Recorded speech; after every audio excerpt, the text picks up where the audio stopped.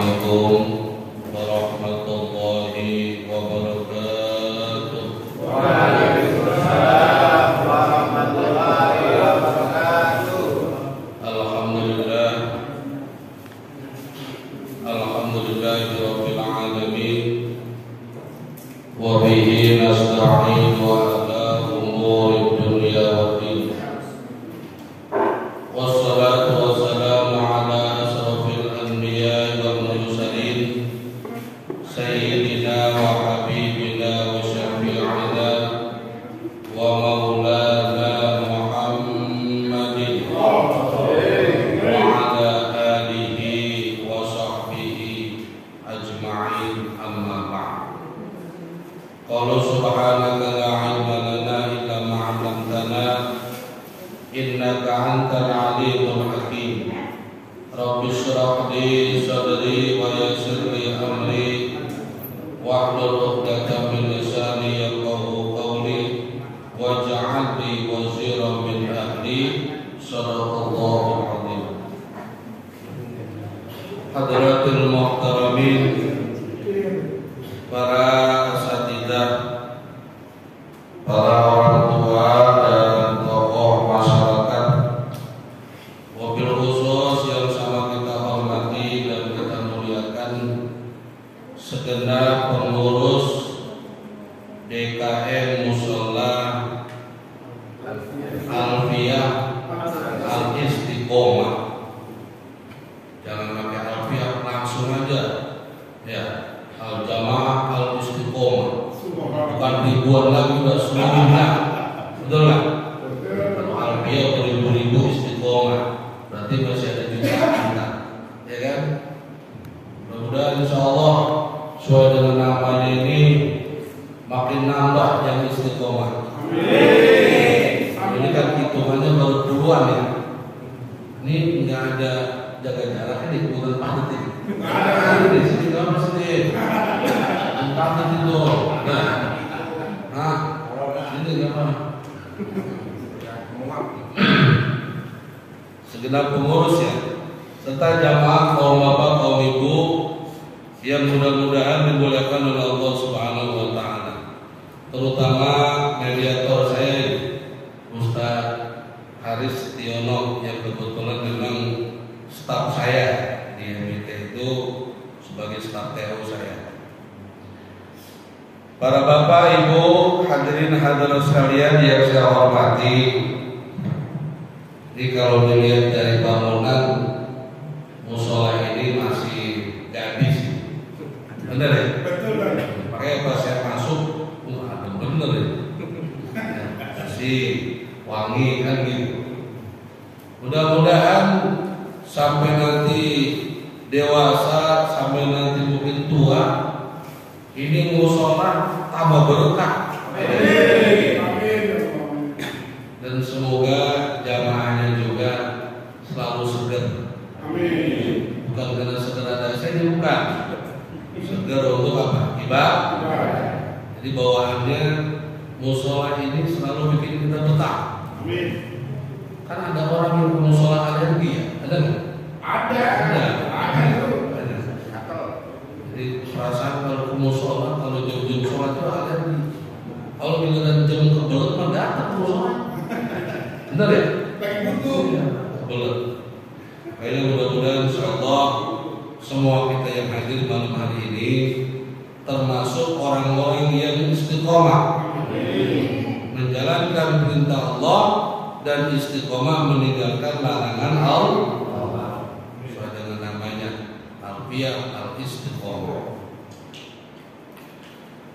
Senantiasa kita bersyukur kepada Allah dan berselawat kita kepada Nabi kita Muhammad sallallahu alaihi wasallam. Sesuai dengan tema yang diminta oleh pengurus lewat Ustaz Haris, keburukan membawa kehancuran. Ini saya ambil dalam kitab As-Sunan fi Halatil Umam. Sunnah itu kan perilaku, perjalanan, kehidupan, sama. Jadi umat-umat dulu itu pada celaka, apa sih kelakuannya? perbuatannya itu apa. Seperti kaum Samud, kaum 'Ad, Fir'aun, Raja Abraha, ya kan? Raja Namrud, termasuk rombongan-rombongan terakhir ini kaum jahiliyah, Abu Lahab, Abu Jahal, betul kan? Mereka kan semua itu hancur Allah buat. Kita ini di umat-umat zaman sekarang, apakah masih berlaku ketentuan Allah tersebut? Pasti berlaku. Zoharul fasad bil barri wal bahri bima kasabat aydin. Banyak menampakkan kerusakan di bumi dan di darat, di laut dan di darat akibat sebab perbuatan tangan manusia. Makanya keburukan itu bisa membawa kehancuran. Saya akan mulai bismillahirrahmanirrahim. Yang pertama dalam sebuah hadis Sahih Bukhari, dalam Sahih Muslim, dalam Sunan Abi Daud, dalam Sunan Ahmad. Ini hadis tidak dalam kitab besar semua. Yang pertama dikatakan begini, kata Nabi. Qala Nabi sallallahu alaihi wasallam, yasta'idzu billahi minal khubusi wal khaba'is. Jadi kalau dengar minal khubusi wal khaba'is, doa apa itu? Ini namanya WC, tempat ini. Coba seharian atau 2 hari nggak bisa buang air. Amat buruk di badan kita ya, iya kan? Artinya apa? Rasulullah mengajarkan kita yasta'idzu billah, berlindunglah kepada Allah minal khubusi wal khaba'is, dari perbuatan terkutuk, perbuatan kotor, perbuatan buruk dan segala keburukan. Jadi memang kita dianjurkan sama Rasulullah, jangan justru keburukan ini jadi gaya, jadi kebiasaan, jadi adat, jadi sesuatu yang viral. Jangan sampai Pak. Karena Rasulullah sendiri sudah mengajarkan yasta'idzu billah minal khubusi wal khaba'is, berlindunglah kepada Allah dari segala keburukan dan segala keburukan. Semua buruk yang keburukan itu kita mohon berlindung kepada Allah.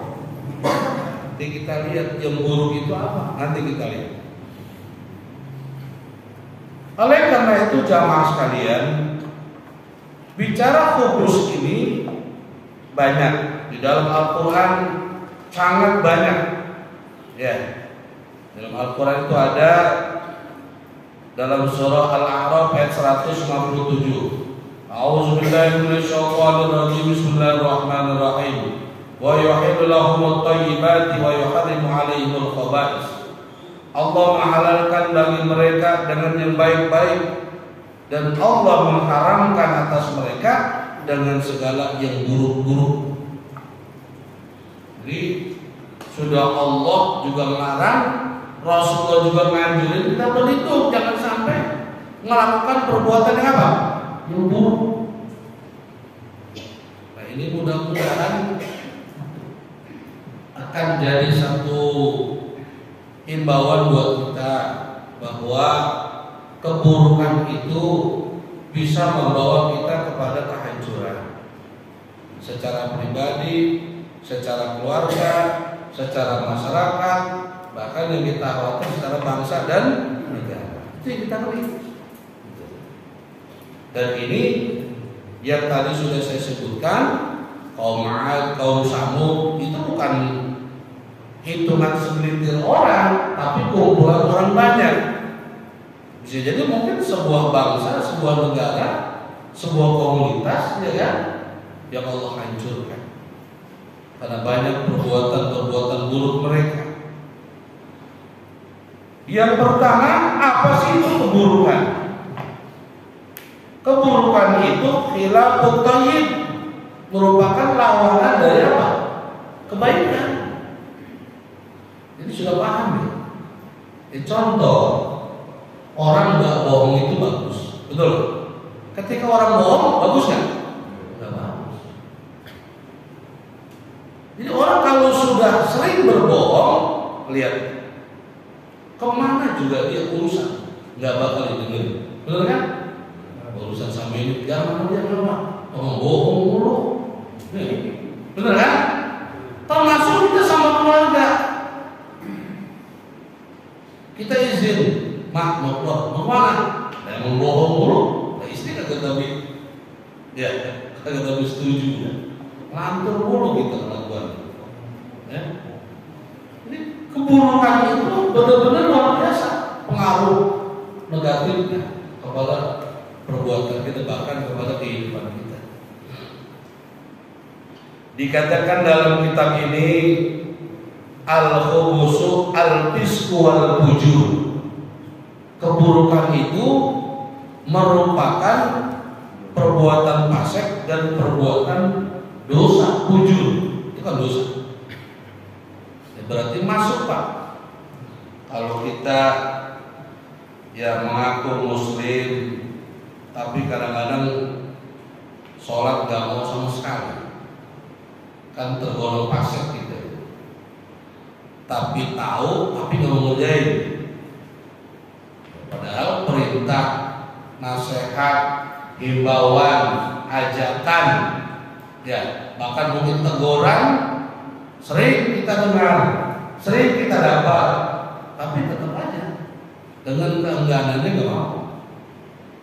Fujur, dosa kita itu banyak. Dalam kitab Surah Al-Taufik, ini anggota badan kita semuanya berpotensi dosa. Ada namanya maksiat hati, maksiat mata, maksiat telinga, maksiat mulut, maksiat kaki, maksiat tangan. Itu masing-masing punya potensi. Maksiat mata, kalau giliran melihat Al-Quran jangan pakai sekian jam, semenit juga udah ngantuk, ya.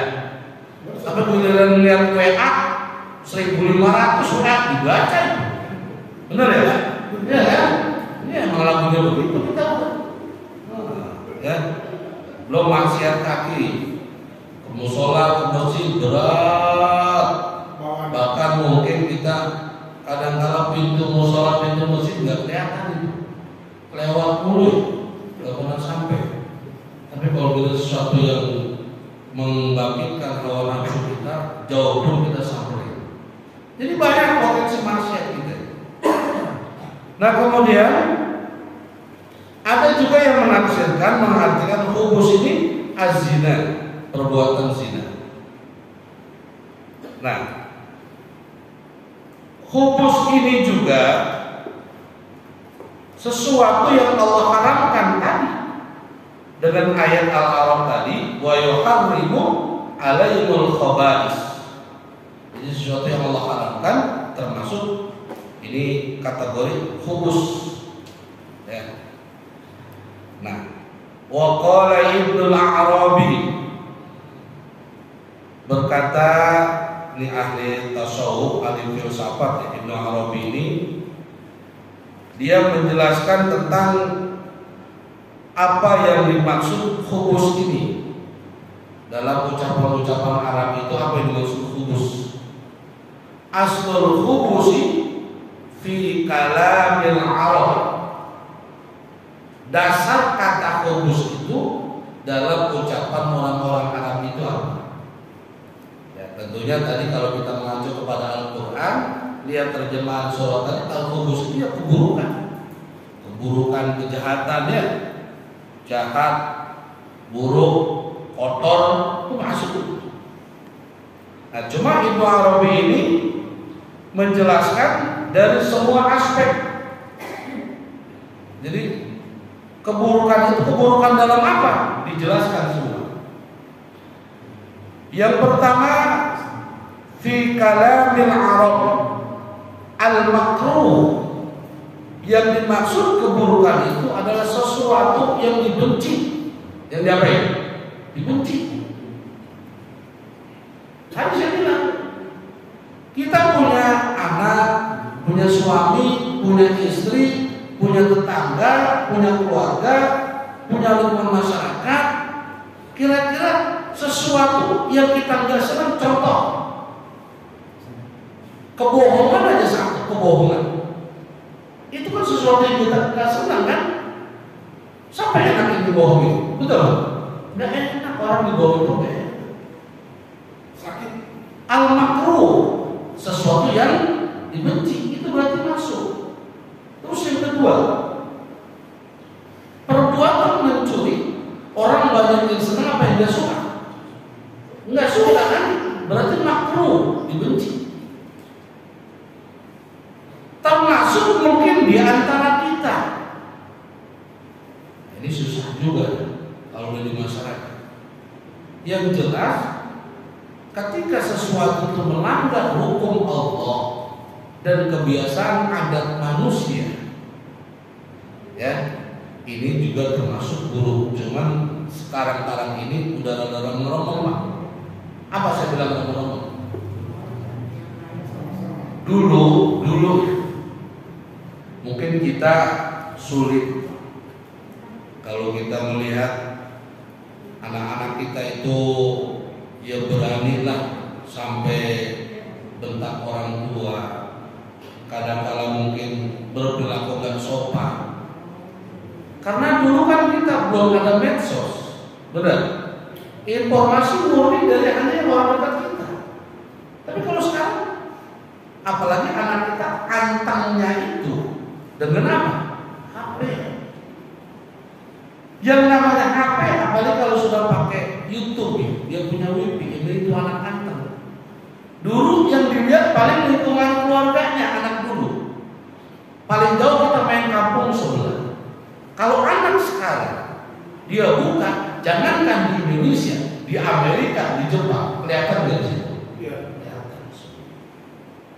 Dan mohon maaf, dalam ilmu pendidikan itu pasti akan berpengaruh dengan pola pikir, pandangan, dan lain sebagainya. Setiap saat itu, bagaimana kehidupan orang Amerika, bagaimana kehidupan orang Jepang, dan sebagainya. Kalau yang positif, alhamdulillah. Kalau yang negatif, siapa yang bisa mencegah? Betul Bapak Ibu. Ini yang harus kita waspadai. Makanya Allah dan Rasulnya itu memberikan kewaspadaan kepada kita, nasihat kepada kita, udah hati-hati betul. Dan satu yang selalu menjadi dasar buat kita, seperti saya sebagai pendidik, kadang-kadang kita juga sulit. Satu sisi ketika di sekolah kita bertanggung jawab untuk mendidik anak-anak kita. Dengan jumlah mungkin satu guru bisa 20-25 orang, dan itu dalam jangka waktu sekian jam. Kita berusaha, insya Allah berusaha, hakul yakin akan membina anak didik kita yang tidak bisa baca jadi bisa, yang belum kenal huruf jadi kenal huruf, yang belum tahu kewajiban sholat jadi tahu, bahkan mungkin yang mungkin berakhlaknya masih belum tahu bagaimana menghormati orang tua dan sebagainya, kita akan ajarkan. Tapi kadang-kadang dalam perilaku yang kita hadapi tidak seperti apa yang kita inginkan. Dan ini tidak kita nafikan, Pak. Bisa jadi mungkin pengaruh ini apa karena memang dari keadaan lingkungan di rumah atau di lingkungan masyarakat, kita tidak tahu. Karena sekian jam kebanyakan di mana? Di rumah kan, di lingkungan. Nah ini perlunya kita kerjasama. Makanya saya bilang keburukan itu bisa membawa kita kepada kehancuran. Nah kemudian fa in kana minal kalami bahwa syatmu, kalau jadi jenis omongan, jenis pembicaraan.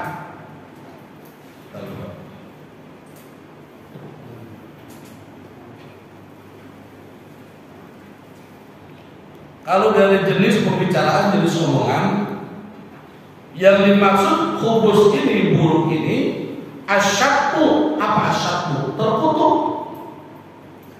Jadi kalau orang udah ngeluarin bahasa-bahasa kebun binatang, ya, bahasa-bahasa yang nggak enak didengar dah, itu termasuk membiasakan ucapan-ucapan yang buruk dan tanpa kita sadari. Silakan dicek.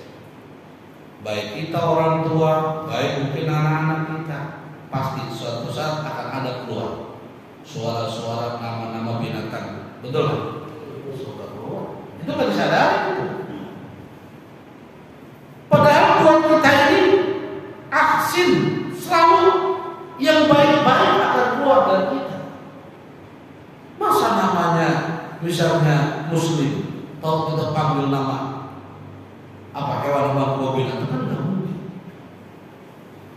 Oke lah kita bercanda, tapi kita usahakan jangan sampai. Dan ini sudah menjadi kebiasaan. Nauzubillah, jangan sampai. Kadang-kadang kita juga bingung sebagai guru, sering saya sampaikan, jangan sampai. Karena mungkin tadi lingkungan dan sebagainya, ya.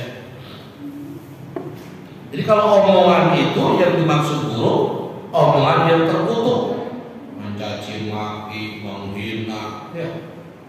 Pokoknya menganggap rendah, omongan kagak pantas dah, yang keluar, ya kan? Gitu. Yang kedua, wa in kana minat ta'ami, dan jika adalah dalam masalah makanan yang dimaksud khubus ini, fahuwal haramu, yaitu makanan yang haram. Yang apa? Yang haram. Jadi kalau dibilang buruk, kalau kita sering mengkonsumsi makanan yang haram, auzubillah. Ini bukan aja omongan bagus, makanan nih, agak jelas. Ya, makanan yang bagus, omongan nih, pedas banget. Iya. Kita kan sering ngomong, laqad kana lakum bi Rasulillah uswatun hasanah. Itu Nabi kan omongannya paling baik. Makanannya apalagi, akhlaknya nomor satu. Kita sering kan, mudah-mudahan kita bisa mensuri tauladan Rasulullah. Dari mulai akhlaknya, dari mulai omongannya, dari mulai makannya, udah urusan ibadah ya. Pernah nih warga musola Alfiyah kakinya pada bengkak gara-gara sholat, ada yang begitu. Agak ya, ada bengkaknya lain, penyakit ya. Nah, ini jamaah sekalian, urusan makanan pun kita punya hati-hati. Jangan menentang yang penting dapat, jalan apa kek. Saat ini kita puas, saat ini kita menikmati. Tapi ada satu hadis dikatakan, orang yang punya harta, wa aina iktasaba wa bima anfaqa. Dari mana kita dapat dan kemana kita akan belanjakan Tuhan. Dua pertanyaan kalau orang yang memiliki harta. Dapatnya dari mana, belanjanya kemana? Mudah-mudahan insya Allah warga musola Alfiyah, ini perasaan belum lama ulur jauh sadar sini ya, cakep banget. Besok rencana mau dikat ya, Bang? Sedang. Jangan sampai di musola nasibnya kayak kurung batang pakai stainless, tahu kan? Kurung batang tahu? Kurung batang stainless, keranda ya. Kan cakep banget kita begitu, cakep. Pas udah jadi, jangankan yang muda, yang tua nggak mau duluan masuk. Benar ya? Jadi jangan sampai musola udah bangun cakep banget, pagi besok menjelang puasa kan awal April, insya Allah tambah syiar di musola. Insyaallah bro. Tadarus Qur'annya, kemudian buka puasanya, mungkin macam-macam lah. Silakan aja disiarkan benteng kita di sini di musola. Kemudian wa in kana minasyarabi fahuwa dhar. Dan jika adalah dari jenis minuman, buruk itu adalah minuman yang membahayakan. Ini hati-hati juga tuh. Ya, di samping membahayakan itu. Nah, jangan sampai justru merusak badan kita ya, kayak khamar ya, arak dan sebagainya. Jangan sampai. Makanya jamaah sekalian, kategori buruk itu banyak omongannya. Nah, kita tinggal introspeksi aja. Dari pakaian kita alhamdulillah udah sopan santun. Kan sekarang ada banyak istilah ya. Buat apa itu? Pakaian rapi tapi omongan kan gitu ya. Kita berusaha udah pakaian rapi, identitas orang muslim, tutup aurat sopan, kan pantas banget kalau sholat pakai baju koko ya. Walaupun tidak ada syarat yang penting untuk aurat, tapi kan tradisi kita begini. Kayak contoh misalnya pakaian batik kan ya, itu kan kebesaran kita kan orang Indonesia. Jadi silakan aja. Nah kita dengan pakaian-pakaian rapi begini kan enak lihatnya juga. Ya, bahkan disunahkan berwangi-wangian ta'atur. Nah, saya termasuk bukannya sopak. Saya selalu menggunakan pakai bukan musola doang, alfiyah al-istiqomah. Saya al-buzarroh 1000 bunga. Baik aku pas diolesin, mau cium tangan, wangi banget guru. Lah iyalah, masa guru bau amis kan nggak mungkin. Bener kan ya? Iya, itu. Wangi nggak apa-apa, ya sholat. Ini bapak dipanggil sama lurah, sama camat. Habis macul, habis kerja bakti, mandi dulu nggak? Mandi lah, agak mungkin kayak kalau itu juga, bau keringat kan? Nah kita pun datang untuk menghadap Allah sebaik mungkin kita gunakan. Mulai pakaiannya wangi bersih semua. Jangan udah seminggu itu pernah ganti baju. Baju koko dah. Minimal kita ya. Sampai hal begitu tidak diperhatiin. Nah jamaah sekalian, wa in kana minal milali fahwal kufur. Dan dalam urusan keyakinan agama itu, yang buruk itu adalah orang yang kufur nikmat ya. La in syakartum la azidannakum wa in kafartum inna adzabi. Jadi kita dikasih nikmat sehat, nikmat panjang umur, nikmat rezeki banyak, nikmat sehat, menjadi orang yang kuat dalam segala hal. Hablum minallah kuat, hablum minannas sudah apa? Kuat. Karena ada apa? Orang dikasih nikmat sehat, ketika imannya lemah, lari pagi, gue sepeda, jalan pagi itu kemana aja sampai. Giliran ketika datang panggilan Allah, mau sholat masjid mungkin jalannya ada melangkah, itu kadang-kadang berat, betul? Kayak kita nggak mau, pengennya sehat jasmani dan rohani. Dikasih rezeki banyak juga alhamdulillah. Orang yang punya rezeki banyak timbul sifat-sifat yang baik, menjadi jiwa sosial yang tinggi, dermawan. Alhamdulillah. Bukan justru jadi orang-orang yang sum'ah. Duit banyak, mobil baru 2 hari udah diganti lagi. Ya kan? Bukan nggak boleh serahkan. Hak dia, uang dia nggak dilarang Pak. Cuma jangan sampai penampilan kita begitu justru ada rasa kayaknya orang sini nggak ada yang kayak gua dah. Ya, kan punya motor doang, gua doang di mobil ini. Misalnya ya, walaupun nggak diomongin, nggak boleh. Perlu banyak apa? Bersyukur kita ya Allah. Allah kasih banyak banget kita. Nikmat yang Allah kasih banyak banget pada kita. Nah kemudian jamaah sekalian, selanjutnya juga tadi yang sudah katakan dalam perbuatan Ya, yang dimaksud buruk itu ya tadi perzinahan, kebohongan, tipu, zolim, kejam ya banyak. Makanya kalau sudah ini semua sampai terjadi kepada kita, ya, sengaja bahkan kita tidak mau merubah untuk berbuat baik. Nah ini ada lanjutannya. Al-khubusu min awamilil halaki. Tadi saya bilang keburukan itu merupakan salah satu bagian perbuatan-perbuatan orang-orang yang celaka, orang-orang yang hancur. Nauzubillah.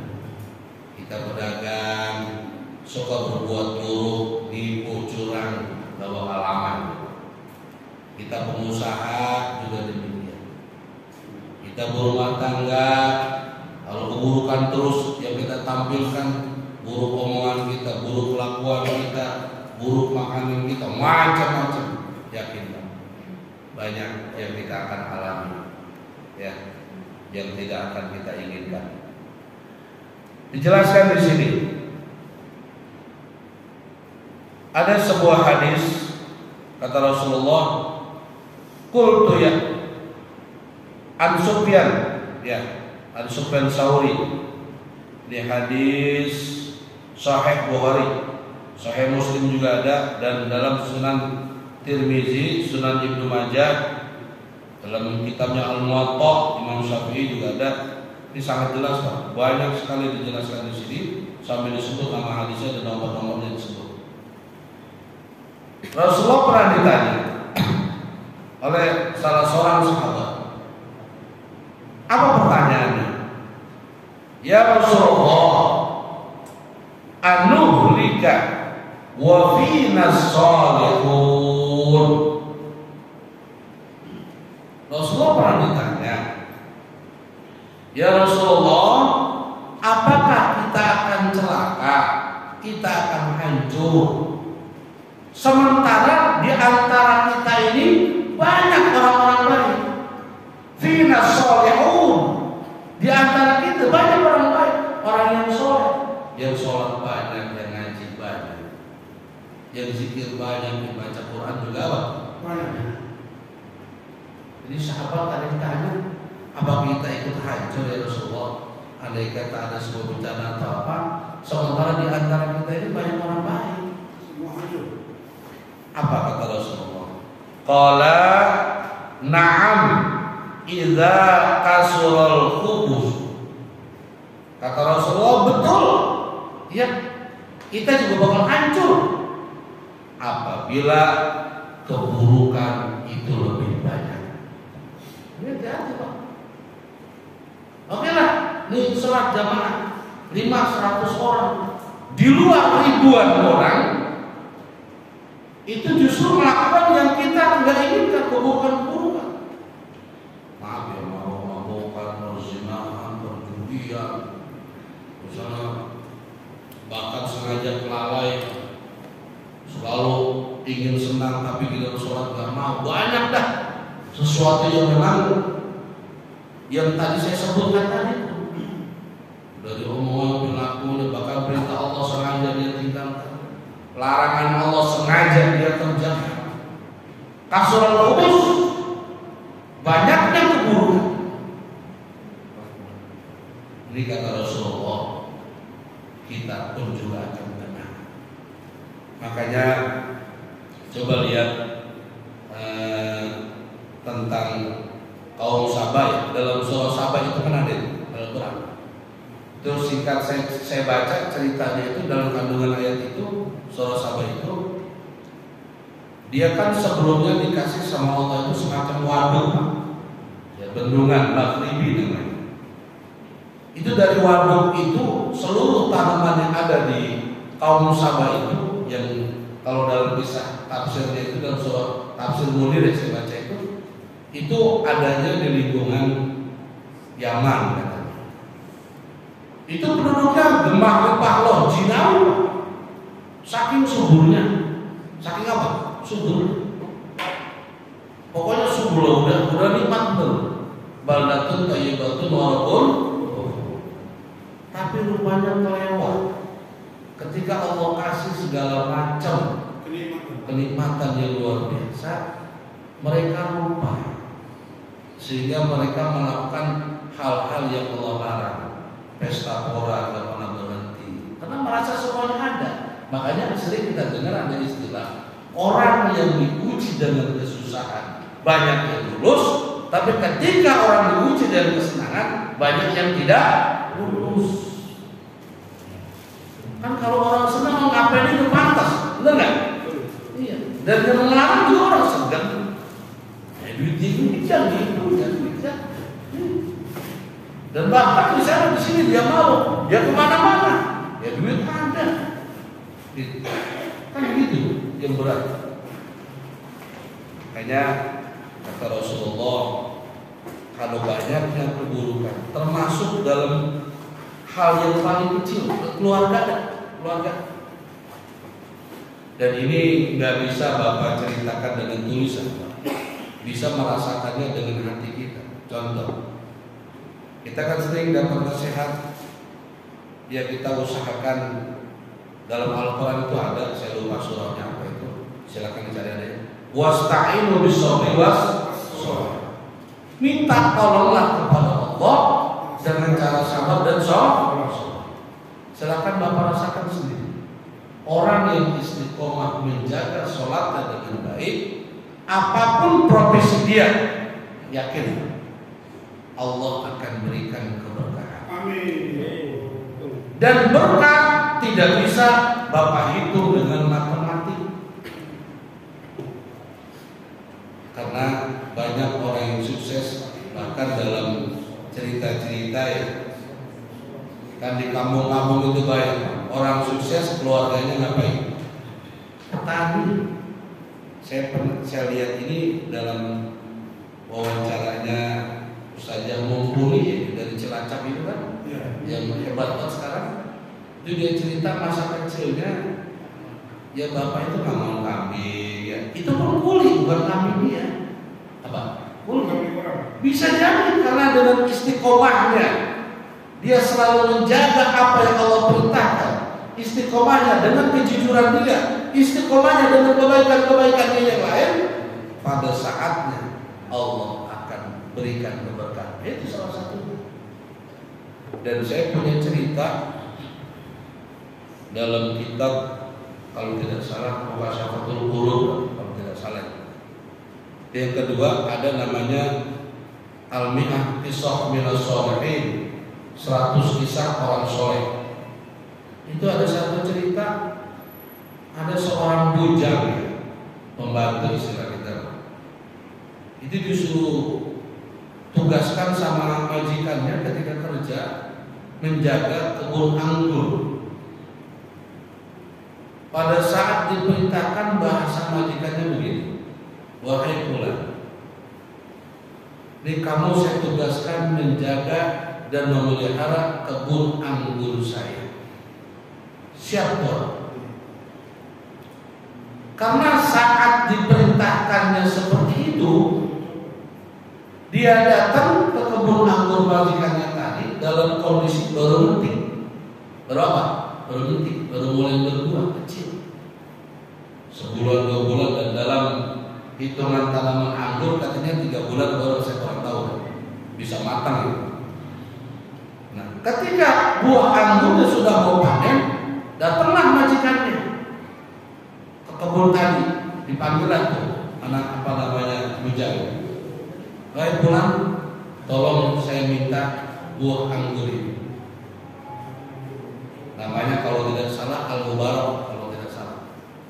Al-Mubarak tolong ambilkan si anggur. Dipetik Pak, dipikir, diserahkan ke majikannya. Pas dicobain asam. Kok asam? Coba ambil yang lain. Diambil lagi agak tengah. Dikasih lagi majikan asam. Mulai dan tuanya berubah. Orang kaya, gitu loh. Kok asam lagi? Diambil lagi agak tengah. Dicoba lagi, asam lagi, baru loncat. Oh, marah. Sudah ya. Ketika sedang marah dikatakan, apakah kamu tidak tahu mana anggur yang manis, mana anggur yang asam? Si bujang ini dengan tenang menjawab begini, wahai Tuhan, sekian bulan yang lalu ketika Tuhan memberikan tugas kepada saya, silakan kamu tugas di kebun anggur saya, menjaga dan memelihara kebun anggur saya. Itu kata-kata yang sampai saat ini masih saya pegang. Makanya mohon maaf, bukan saya tidak tahu anggur manis asam. Jangankan yang masih ada di pohon, yang di bawah pun jatuh, saya tidak berani makan. Kenapa? Karena tidak ada bahasa. Kalau nanti matang, silakan kamu cicipin. Tidak ada. Saya tidak berani. Ada nggak orang model begini pas sekarang? Ada dalam kitab ya. Diceritakan apa? Ya. Sampai segitu. Majikannya dengan penjelasan begitu langsung diam tadinya waktu tadi. Jadi mohon maaf Tuhan. Tuhan sudah memberikan tugas kepada saya, mohon maaf dan silakan. Di bawah itu banyak berserakan. Gak pernah saya ambil. Kenapa? Karena bukan hak saya. Saya ditugaskan untuk melihara, menjaga. Tapi gak pernah ada bahasa silakan kalau makan. Makanya sampai saat ini alhamdulillah itu saya jaga betul. Dengan penjelasan bujaknya, singkat cerita pada kitab itu, majikannya ini punya anak cantik-cantik. Kebetulan bujaknya masih bujangan. Padahal majikannya ini yang melamar itu saudagar semua. Dengar begitu langsung dijodohin. Percaya nggak percaya terserah. Karena kita bisa. Akhirnya apa hikmah buat kita?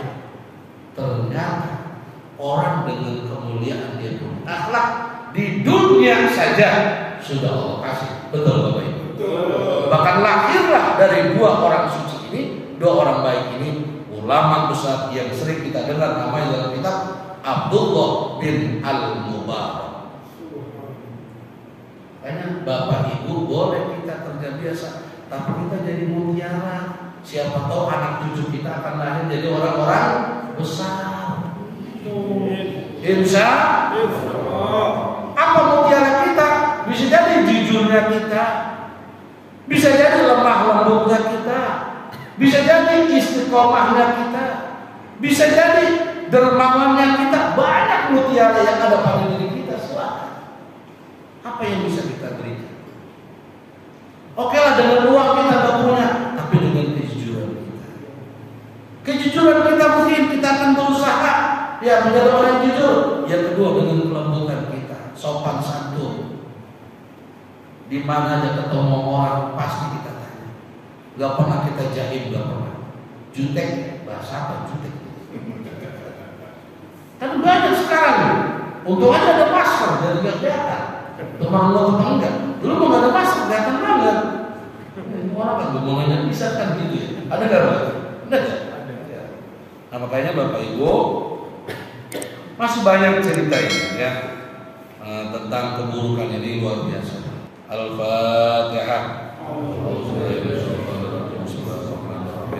Alhamdulillahirabbil alamin arrahmanir rahim maliki yaumiddin. Iyyaka na'budu wa iyyaka nasta'in shiratal mustaqim.